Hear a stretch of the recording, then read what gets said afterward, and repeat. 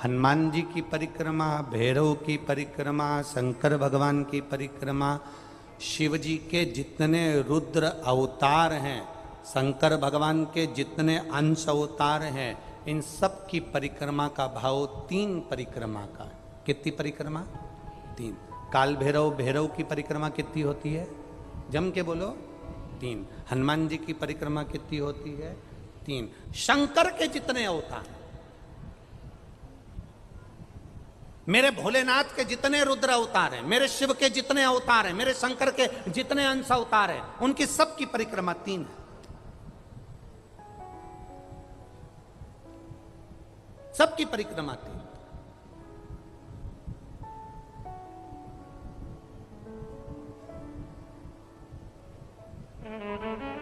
शिव परिक्रमा का भी भाव है, 3 परिक्रमा शंकर की भी है, पर पूरी नहीं। कैसी? आधी। आधी भी कैसी?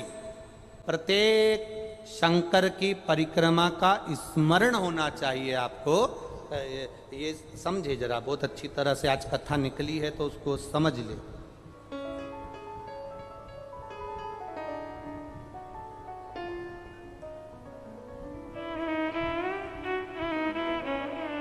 जैसे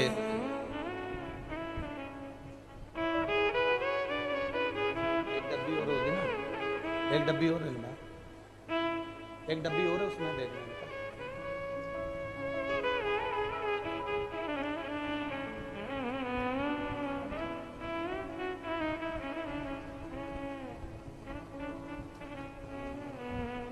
जैसे ये शिवलिंग है, बहुत सावधानी से समझना, सावन का महीना है, बहुत प्रेम से समझिएगा। शिव की आदि परिक्रमा जब हम करते हैं, उस परिक्रमा का फल हमें बाबा कब प्रदान करते हैं वो समझने वाला विषय, ठीक है। ये शिवलिंग, ये जलाधारी, ये भगवान के चरणारविंद जहाँ गणेश, कार्तिकेय, अशोक सुंदरी है, उस स्थान का। अब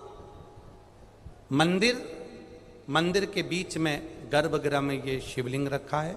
हम जब परिक्रमा चालू करते हैं तो यहाँ से यूं गए और यहीं से हम वापिस आ गए, वापिस हम यहीं से आ गए। शंकर की परिक्रमा पूर्ण कब मानी गई? आधी परिक्रमा को पूर्ण कब कहा गया? शिव की परिक्रमा को हम पूर्ण कैसे मान सकते हैं? हम कहते हैं, हमारे शास्त्र कहते हैं कि शंकर की 3 परिक्रमा करो, या भगवान की 3 परिक्रमा करो, या देवता की 3 परिक्रमा करो। परिक्रमा का फल कब मिलता? परिक्रमा का अंश फल कब मिलता? शिवलिंग जलाधारी मंदिर के बीचों बीच है। जब मंदिर के बीचों बीच है, नंदी बाहर है, आपने परिक्रमा करना प्रारंभ करा, पूजन करने के बाद यहाँ तक गए, यहाँ से पानी बहता है, जल बहता है, तो हम इसको लांघते नहीं है। नहीं लांघते ना, इसको लांघते नहीं है। जब हम परिक्रमा करने के लिए यहाँ तक जब पहुँचते हैं, पहुँचने के बाद यहीं से थोड़ा सा पीछे हटकर हमको शंकर के शिवलिंग के वहीं से खड़े होकर नंदी का दर्शन करना चाहिए। जब हम परिक्रमा कर कर वापिस लौटते हैं, नंदी का, इस शिवलिंग के सम्मुख से जब बाहर बैठे नंदी का हम दर्शन करते हैं और वापिस अपनी जगह पर आकर खड़े होते हैं, तब हमारी परिक्रमा एक पूरी मान ली जाती है और उसका फल हमें प्राप्त होता है। उस परिक्रमा का फल, हमने शंकर भगवान की परिक्रमा करी, किसी ने कहा आदि परिक्रमा करो, हम यहाँ तक गए, यहाँ से लौटकर वापिस आ गए। उस परिक्रमा करते समय हमने नंदी का दर्शन एक बार भी नहीं करा। अगर नंदी का दर्शन नहीं करा तो उस परिक्रमा का कोई फल हमें प्राप्त नहीं हो सकता। उस परिक्रमा का कोई फल हमें प्राप्त नहीं हो सकता। अब 3 परिक्रमा हमारा वर्णन किया, तो 3 परिक्रमा क्या करोगे? यहां वापिस आओगे, यहां वापिस जाओगे क्या? बोलो जम के, वापिस जाओगे क्या? नहीं।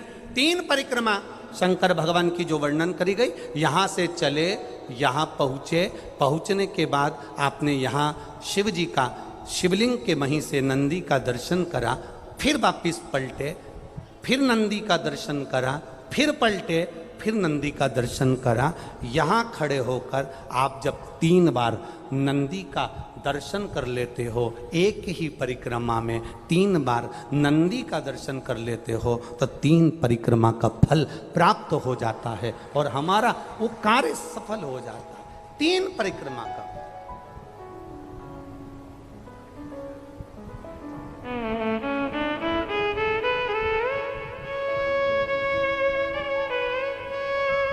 तीन परिक्रमा का फल हमें प्राप्त।